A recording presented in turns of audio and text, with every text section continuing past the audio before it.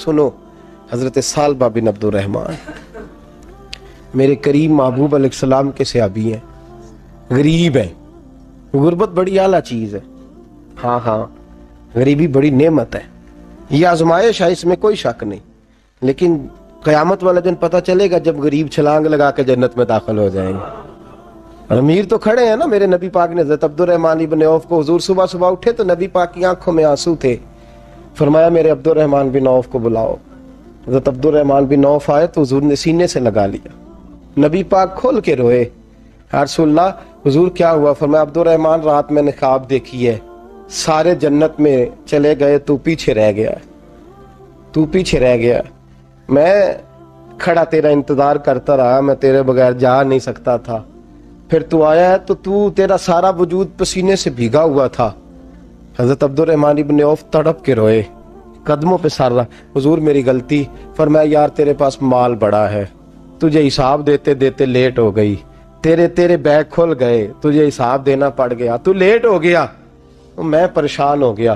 حضرت عبدالرحمن ابن عوف نے 100 گھوڑا مال اوپر رکھ کے حضرت عبدالرحمن نے حضور کی بارگاہ میں پیش کیا. کہا یا رسول اللہ یہ. اور پتہ ہے ایک دن کیا ہوا؟ ایک دن سرکار کے وصال ظاہری کے بعد حضرت عبدالرحمن ابن عوف نبی پاک کے گھر کے دروازے کے باہر آ کے بیٹھ گئے اور یوں سر کو پکڑا ہوا ہے، رو رہے ہیں.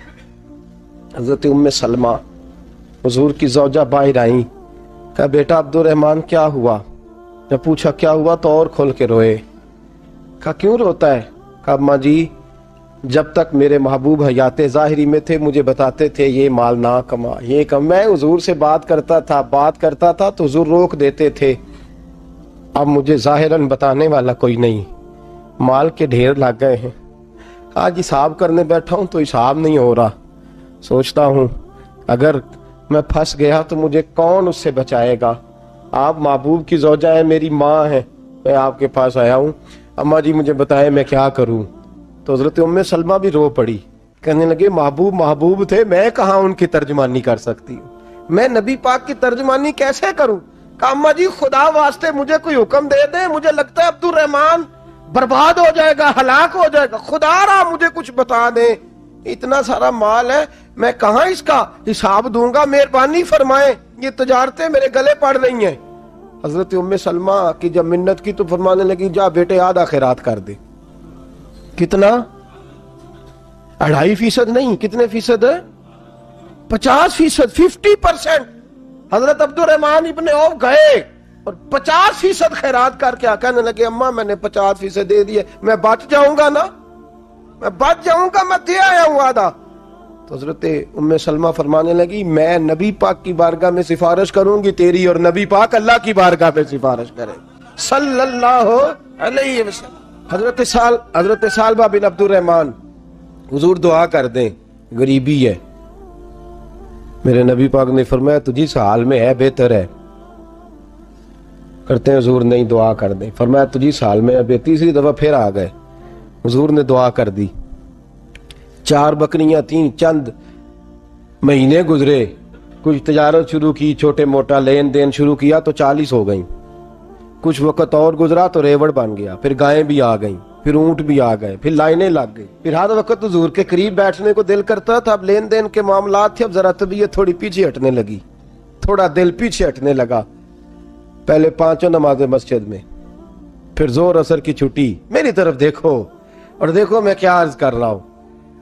پھر زور اثر گئی، پھر کچھ وقت گزرا تو مغرب بھی گئی، پھر اتنی بڑی حویلی کوئی نہیں. پھر باہر جا کے مدینے سے ڈیرا لگا لیا، جمعے کے جمعے آتے. زکوٰۃ کا حکم آ گیا 2 ہجری میں. حضرت ابو ہریرہ رضی اللہ تعالیٰ عنہ امیر زکوٰۃ مقرر ہوئے. 5 اونٹوں پر 1 بکری، یہ زکوٰۃ ٹھہری. اب جب گئے نا اونٹ گنے اور بکریاں گننے لگے، اوہو 1 کروڑ پہ 2.5 لاکھ کس نے دیا تھا؟ دعا کس نے فرمائی؟ اوہو اتنا، میرے پیسے بینک سے میسج آ جائے گا اتنے کم ہو گئے، اوہو بڑی مصیبت بنے گی. میرے تو خوشی ہوتی ہے جب آتے ہیں تو یہ اب یہ والا میسج بھی چلے گا کہ اتنے مائنس ہو گئے. توبہ توبہ، پریشانی لگ گئی، بڑی طبیعت.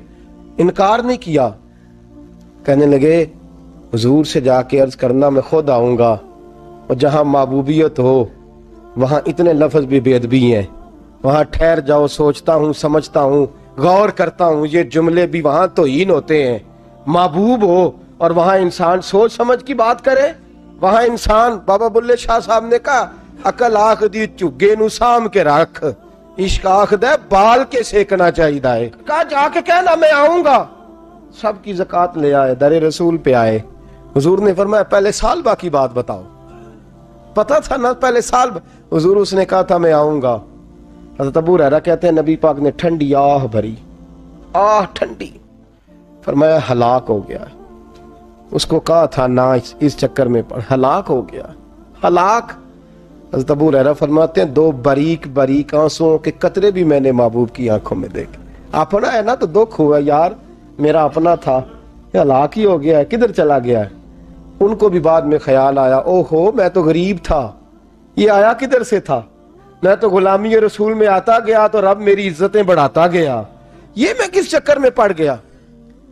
آئے لائنیں بکریوں کی لائے، حاضر کی، حضور وہ میں نے کہا تھا حضرت ابو ہریرہ سے میں خود آؤں گا، حضور میں خود لایا ہوں۔ فرمایا محبوب نے مجھے تو نہ بتا، میں تو سمجھتا ہوں، میں نے کہا تھا تو میں آ گیا ہوں۔ فرمایا چل اٹھا، دوڑ جا، لے جا۔ حضرت ابو ہریرہ فرماتے ہیں انکار محبوب نے سالبہ کو کیا، لیکن آنسو ابو بکر صدیق کے بھی نکل گئے۔ فرماتے ہیں درد عثمان غنی کو بھی ہونے لگا، تڑپ مولا علی بھی گئے۔ فرمایا جا لے جا، نہیں چاہیے تیرے پیسے۔ فرماتے ہیں سالبہ نے ہاتھ باندھے، کہا محبوبہ غلطی ہو گئی، حضور مجھے، فرمایا تجھے کہا نہ تیرے نہیں چاہیے، نکل جا۔ حضرت ابو ہریرہ فرماتے ہیں جب نبی پاک نے رخ پھیرا تو صحابہ کی زبانوں پہ بھی جاری ہو گیا یہ تو ہلاک ہو گیا۔ کہتے ہیں مدینے میں قحط پڑ گیا، محبوب نے فرمایا بلال تو بھی آج لا، ایک خشک چھوارا حضرت بلال کا قبول ہو گیا۔ لیکن سالبہ لائنیں لگی یا مال کی، فرمایا جا لے جا، تیرا قبول نہیں ہے۔ فرماتے ہیں تڑپتے رہے ساری زندگی اور مال کو دیکھ دیکھ کے آہیں بھرتے رہے، لیکن کریم نے اس تجارت کو قبول۔ حضرت ابو بکر صدیق کے پاس آئے، سرکار کے وصال، حضور قبول فرما لیں۔ فرمایا ساری دنیا کا قبول ہے، جس کا میرے نبی نے قبول نہیں فرمایا میں کیسے قبول کر لوں۔ حضرت عمر فاروق کے پاس آئے، فرمایا نہ تیرا قبول نہیں۔ حضرت عثمان کے زمانے میں وصال ہو گیا۔ عزیز یاد رکھ، تجارت وہ والی کر جو تجھے نجات دے، اس چکر میں نہ پڑ جا جو تجھے الجھا دے، جو تجھے الجھا دے۔ قرآن مجید کی آیت آئی اقترب للناس حسابہم وہم فی غفلۃ معرضون، لوگوں کا حساب قریب آ گیا ہے اور وہ ابھی بھی غفلت میں پڑے ہیں، ابھی بھی 2 کے 4 اور 4 کے 10 کر رہے ہیں، حساب کا وقت قریب آ گیا۔ حضرت انس آئے مسجد سے، ایک صحابی مکان بنا رہے تھے، جھونپڑی تعمیر کر رہے تھے۔ حضرت انس کو پریشان دیکھا تو کہنے لگے انس خیر تو ہے، کوئی نئی آیت تو نہیں آئی؟ تو جناب انس کہنے لگے آیت تو آ گئی ہے، رب نے کہہ دیا کہ حساب قریب آ گیا، تیاری کر لو۔ جھونپڑی بنا رہے ہیں، محل نہیں، جھونپڑی بنا رہے تھے، ابھی دیوار کچی مکمل نہیں ہوئی تھی، ہاتھ جھاڑ دیے صحابی نے۔ ادھر رخ پھیرا تو حضرت انس کہنے لگے کہاں جا رہے ہو؟ کہنے لگے بھائی میں حساب نہیں دے سکتا، میں مصطفیٰ کے پاس جا رہا ہوں، میں نے نہیں دیوار بنانی، بس بھائی میری اس دوڑ سے بس میں کوئی نہیں حساب دے سکتا، میں کمزور ہوں۔ میرے رسول کائنات صلی اللہ تعالی علیہ وسلم نے میرے دوستو تجارت کرو لیکن اس کو عبادت سمجھ کے کرو۔ اگر تمہیں چوک وہاں دکان پہ بیٹھے خدا بھول جاتا ہے اور سودا کرتے وقت رب و رسول کی باتیں تمہیں بھول جاتی ہیں تو پھر تو تم وانتم موردون میں ہو۔